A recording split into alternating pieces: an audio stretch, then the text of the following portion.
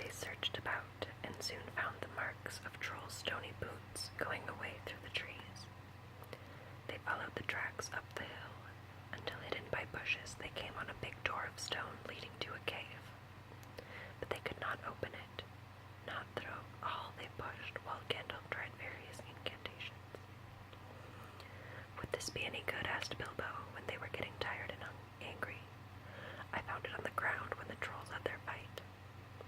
He held out a large key, though no doubt William had thought it very small and secret. It must have fallen out of his pocket, very luckily, before he was turned to stone. "Why on earth didn't you mention it before?" they cried. Gandalf grabbed it and fitted it into the keyhole. Then the stone door swung back with one big push, and they all went inside. There were bones on the floor, and a nasty smell was in the air. But there was a good deal of food jumbled carelessly on the shelves and on the ground, among an untidy litter of plunder. All sorts, from brass buttons to pots full of gold coins standing in a corner. There were lots of clothes, too, hanging on the walls.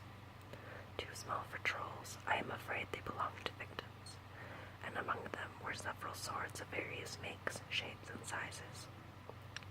Two caught their eyes particularly because of their beautiful scabbards and jeweled hilts. Gandalf and Thorin each took one of these, and Bilbo took a knife in a leather sheath. It would have made a tiny pocket knife for a troll, but it was as good as a short sword for the hobbit. "These look like good blades," said the wizard, half drawing them and looking at them curiously. They were not made by any troll, nor by any smith among men in these parts and days. But when we can read the runes on them, we shall know more about them. "Let's get out of this horrible smell," said Billy. So they carried out the pots and coins, and such food as was untouched and looked fit to eat. Also 1 barrel of ale, which was still full. By that time they felt like breakfast, and being very hungry, they did not turn their noses up at what they had got from the troll's larder. Their own provisions were very scanty. Now they had bread and cheese, and plenty of ale, and bacon to toast in the embers of the fire.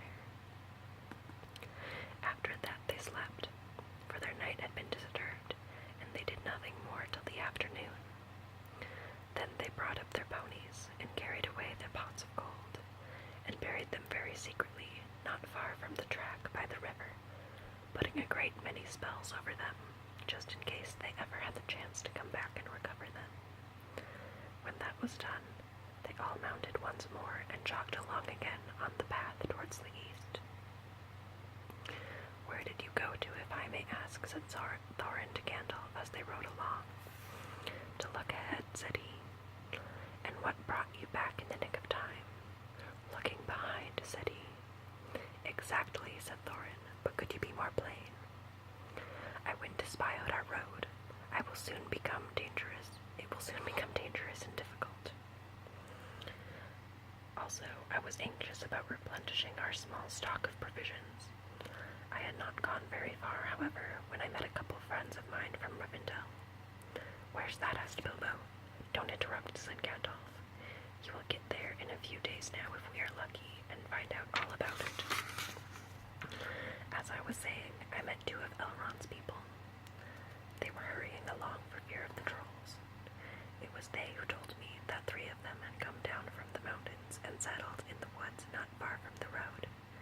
They had frightened everyone away from the district, and they waylaid strangers. I immediately had a feeling that I was wanted back. Looking behind, I saw a fire in the distance and made for it. So now you know. Please be more careful next time, or we shall never get anywhere." "Thank you," said Thorin.